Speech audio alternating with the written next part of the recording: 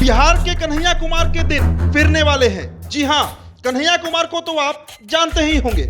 JNU में छात्र संघ के अध्यक्ष रहे और बेगूसराय से 2019 का सीपीआई के टिकट पर लोकसभा चुनाव लड़ चुके हैं। साल 2021 में उनका सीपीआई से मोहभंग हो गया और उन्होंने कांग्रेस ज्वाइन कर ली थी। कांग्रेस में उनकी ज्वाइनिंग भी राहुल गांधी की मौजूदगी में हुई थी। जेएनयू के टुकड़े टुकड़े गैंग से कन्हैया चर्चा में आए थे। उसके बाद उनके बारे में लोगों को जानने की उत्सुकता बढ़ गई। लोगों की उत्सुकता तब शांत हुई जब कन्हैया को सीपीआई ने बेगूसराय से लोकसभा का उम्मीदवार बना दिया।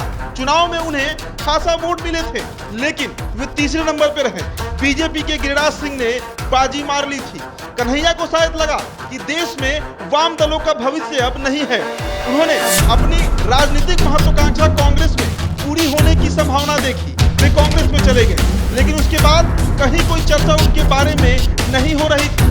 अपनी सभाओं में भारी भीड़ जुटाने का मादा रखने वाले कांग्रेस में कन्हैया जाकर पिला गए। राहुल गांधी भारत जोड़ो यात्रा में कन्हैया कभी कभी जरूर दिख जाते थे, लेकिन जिन लोगों ने उनका भाषण सुना है उन्हें उनकी गुमशुदगी खल रही थी। तर्क संगत बातें रखने की कन्हैया में जबरदस्त प्रतिभा है। वे सामने बैठे श्रोताओं को आकर्षित कर लेते हैं, भले ही उनकी मानसिकता कन्हैया से मेल नहीं खाती हो। अब देखिए, अगले साल होने वाले लोकसभा चुनाव और दिल्ली में 2025 में होने वाले विधानसभा चुनाव के मद्देनजर सभी दल सांगठनिक फेरबदल करने में लगे हुए हैं। कोई अपने प्रकोष्ठ को ठीक कर रहा है तो कोई जिला से लेकर प्रदेश इकाई के पद धारकों को बदल रहा है। बिहार में आरजेडी ने अपनी जिला इकाइयों का पहले पुनर्गठन किया तो बाद में बीजेपी और कांग्रेस ने भी जिला इकाइयों में भारी फेरबदल कर दिया। जेडीयू ने भी अपने प्रकोष्ठों का पुनर्गठन किया है। कांग्रेस अब अन्य प्रदेशों में सांगठनिक फेरबदल करने वाली है और इसी क्रम में कन्हैया कुमार का नाम चर्चा में फिर से उभर रहा है। जी हां, चर्चा इस बात की है कि कांग्रेस के दिल्ली प्रदेश अध्यक्ष के लिए जिन 3-4 नामों की चर्चा चल रही है उनमें सबसे पहला नाम कन्हैया कुमार का है। इनमें शीला दीक्षित के बेटे संदीप दीक्षित का भी नाम चल रहा है, लेकिन कन्हैया टॉप पर हैं। कन्हैया कुमार को कांग्रेस दिल्ली के लिए फिट कैंडिडेट मानती है। दिल्ली में यूपी बिहार के लोगों की बेहद बड़ी संख्या है।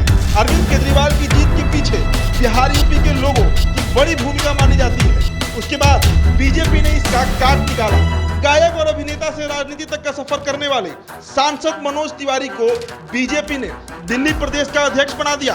बीजेपी को इसका बड़ा फायदा मिला और इसी का फल था कि बीजेपी ने दिल्ली की सभी 7 सीटें जो लोकसभा की रही वो जीत ली थी।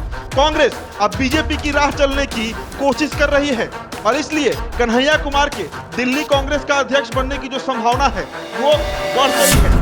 पहले यह माना जाता रहा है कि कन्हैया कुमार को कांग्रेस बिहार से लोकसभा चुनाव में उतारेगी। देखिए, अब इसमें 2 दिक्कत दिख रही है।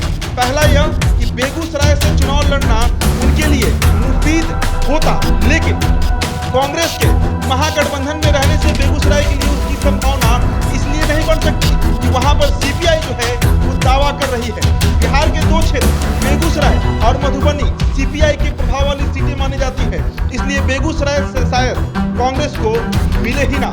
इसके अलावा एक और मसला है तेजस्वी यादव कन्हैया कुमार को फूटी आंखें देखना नहीं चाहते, इसलिए कन्हैया कुमार लोकसभा चुनाव तो नहीं लड़ेंगे। अब देखिए, इसके बाद कांग्रेस के अंदर खाने में चर्चा यह भी है कि लोकसभा चुनाव के बाद पार्टी कन्हैया कुमार का पुनर्वास कर सकती है। 4 राज्यों में कांग्रेस की अब सरकार हो गई है। बिहार के महागठबंधन ने मदद की तो कन्हैया को बिहार कोटे से ही राज्यसभा भेजा जा सकता है। ऐसा नहीं हो पाया तो किसी भी राज्य से उन्हें राज्यसभा भेजने की कांग्रेस कोशिश जरूर करेगी। तब तक उनके लिए दिल्ली प्रदेश कांग्रेस की कमान जो है वो सौंपी जा सकती है।